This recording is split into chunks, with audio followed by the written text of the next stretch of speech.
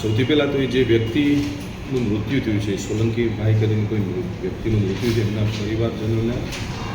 સાંત્વના હું પાઠવું છું અને એમના દિવ્ય આત્માને ભગવાન મહાદેવ શાંતિ આપે એવી હું ઈશ્વરને પ્રાર્થના કરું છું.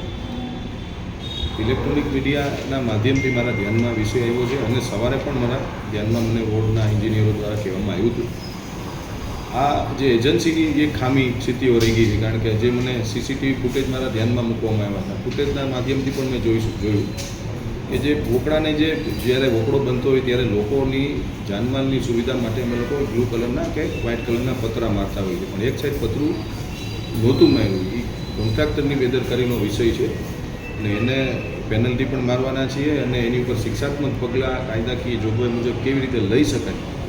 એનો અભ્યાસ કરીને એ કોન્ટ્રાક્ટરને એની ઉપર કાયદાકીય પગલાં પણ લેવામાં આવશે અને એમના પરિવારને પણ હું સાંત્વના આપું. સાંજ સમાચાર ફેસબુક પેજને લાઇક કરો, વિડીયો શેર કરો અને વધુ વિગતવાર સમાચાર માટે sanssamachar.net વિઝિટ કરો.